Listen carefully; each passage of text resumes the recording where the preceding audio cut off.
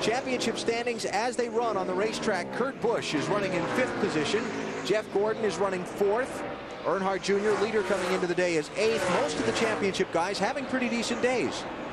And Mark Martin running in 2nd position on the race. We see Jimmy Johnson now 69 points behind. And Matt Kenseth, of course, the driver, is struggling on the day after the pit road accident at lap 119. Tony Stewart starting to make a move up through the field.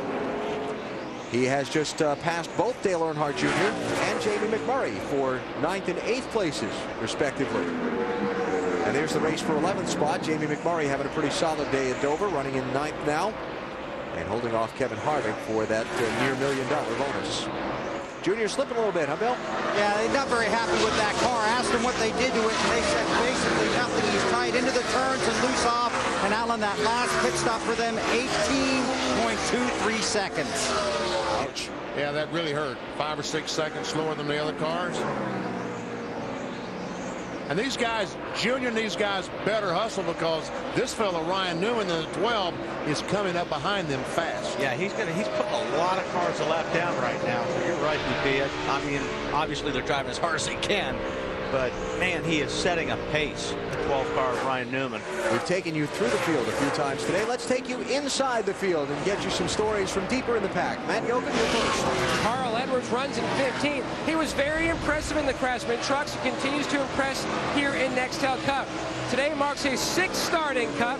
He debuted at Michigan with a 10th. He has 3 top 10 finishes. Crew chief Bob Osborne told me this morning they have gelled quickly, still working on the magnitude of terminology, meaning how much the car really is tight when it's tight and how much it is loose when it's loose. Mark Martin, Kenseth, and Busch all scored top 20 finishes in their debuts here at Dover. This young kid is trying to keep that streak alive, Dave. Matt, Scott Riggs couldn't wait to get back to Dover, the site of his only top 5 finish this year, but it hasn't gone well. I talked to crew chief Doug Randolph this morning. He said, we changed the rear end housing on this car. You don't hardly ever do that, but we were so far off, we went back to something we knew that we could handle. Unfortunately, the car has been tight all day long. On that last stop, they pulled a spring rubber out of the left rear, indicating still tight, and he's running several laps off the pace at this point. Bill? Dave, a few weeks ago at the California Speedway, Jimmy Spencer did something he's never done before. He wore a full face helmet in a Nextel Cup race. Spencer was the last holdout that wore an open face helmet. He tried it in a test at Bristol, did not like it, but decided to use it in California. He was highly influenced by Ryan Newman. He went over to Spencer's shop, talked to him about it, said the full face is safer, especially, Jimmy told me this morning, in the case of fire. Spencer's son Jimmy runs in a Hooters Cup. Jimmy said he's always made his son wear a full face helmet. He just couldn't look at him anymore not wearing it. So Jimmy Spencer in the full face helmet. So the field's very claustrophobic. Marty? It was not the day that Bobby Hamilton Jr. was hoping for or expected, currently running in the 31st position. But Harold Holley told me that this is their real first baseline test for 2005. This is the first Harold Holley built race car at PPI, originally built for them to go test at Kentucky with. But then when Bobby Hamilton Jr. got in the seat this year, they said, let's go run at Dover, see where we're at. They're running 31st, as we mentioned, so at least they have some notes to work off of, a place to start building cars for next year. Hamilton Jr. had an extended stay on pit road earlier that dropped him the laps behind the leader, that he has fallen some 11 now to Ryan Newman. 82 laps to go, the NASCAR Nextel Cup Series at the Monster Mile in Dover, Delaware, and it is becoming a monster for several drivers trying to run for a good finish. One of them, Rusty Wallace, just came off pit road after an unscheduled stop. And Bill, what happened? Right front tire separation along the shoulder. A bunch of teams have been down here in the 2 pit, including his teammate, represented the 12 of Ryan Newman. Some of their guys were down here. You can see the car. This is behind their pit. Rusty felt it, brought it down here very slow. So that's the second tire. The first one obviously wasn't nearly this bad. So it's a right front tire problem for the 2. And as we talked about, there is concern on pit road about this happening again. And unfortunately, Bill, that's probably going to happen again to the 2 before this race is over. Yeah, because there's nothing you can do about it now. Tony Stewart moving up to 5th, passing Greg Biffle. Man, I'm telling you what, he put that thing in overdrive, didn't he? You know, we look at these right front tires and we talk about it over and over and over. A lot of that issue is camber, leaning that tire in or out at the top. We'll take the right front tire. And That's down the straightaway. When the corner, you want the tire contact to be all the way, so you lean the tire in at the top. That's negative camber. So when you go down in the corner and the car goes down and travels, the tire contact will go all the way across the tire. We're going to get to the corner eventually. There we go. It's a big track. It's a big track. But the problem is, if you have too much camber, it rides on that inside shoulder down the straightaway and never gets a chance to cool the whole tire. And when you drop the pressures, you're flexing the tire more. You're really leaning on the tire more when you have low pressure in them for at least, 10 laps. The concern up and down pit road about the right front situation includes the leader, Ryan Newman's team. This on his radio a few moments ago. Ryan, that last set of tires, we had a spot where the right front came apart about an inch and a half wide on the shoulder. Just want to make you aware of it. We're going to probably short fix it a little bit, not push it as far on this last stop because we can make it from the end.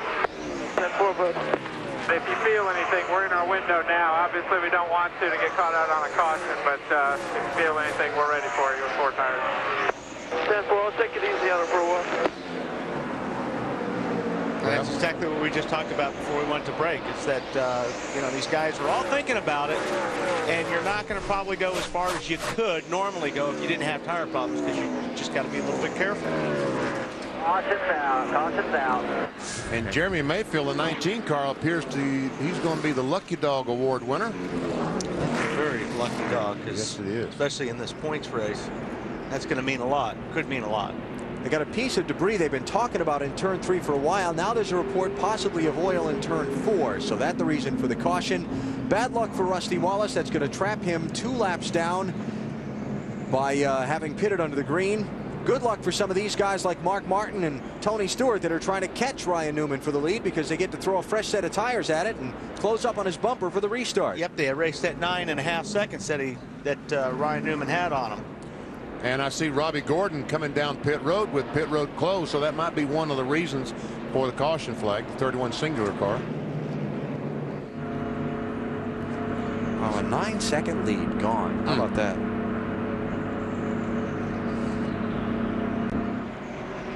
Yes, Jeremy Mayfield is officially the lucky dog. Robbie went by his pit, and he is driving in the garage. So apparently they have decided to make a spring change on that car and figure out why its handling has been so well. Yeah, Robbie has today. been way off today, and he's been up in that high groove and struggling a lot today. So I think they're going to probably turn this into a test. So here we go with what will be a critical final set of pit stops. There are just 10 cars on the lead lap, so hopefully people won't be bouncing off each other on the pit road with just that few cars. Yeah, hopefully. But we'll see. Don't count it out. Ryan Newman separated from Mark Martin by a good number of lap cars, so he should have the clean in and off pit road and hold the lead unless something really goes wrong in his stop. See the gap there? Mark trying to catch up before that speed limit stripe right there. And Jeff Gordon to follow them in. Marty? Yeah, 4-time Dover winner Jeff Gordon had a terrific segment right there. Allen hits pit road running 3rd. Tight end, loose off. Half round up on the track bar to fix the tight end. Half pound down the right rear to fix the loose off. Matty? Mark Martin expecting another stellar stop by his pit crew. Told Pat Trice in the car was a little bit tight near the end of that run, but did not want to make any adjustments whatsoever. Remember now, every pit stop is for the championship. This is 4 tires for Ryan Newman in the 12 and a slight chassis adjustment to tighten him up just a tick. He's on his way toward Dave. Tight race car for Kurt Busch. Air pressure changes all the way around. A little work on the left front by Mark Full, the tire carrier. He's going to pull on that and quickly. Mark Martin got out second. Yep, held serve on the pit stop. Good stop, 13.9 too for Martin's crew. We've seen Newman's car not be so great right at the green flag drop, so that might be an advantage for Mark to try to get by him. So Ryan Newman has dominated today, but Mark Martin won't back down. He is close in pursuit of a monster mile sweep.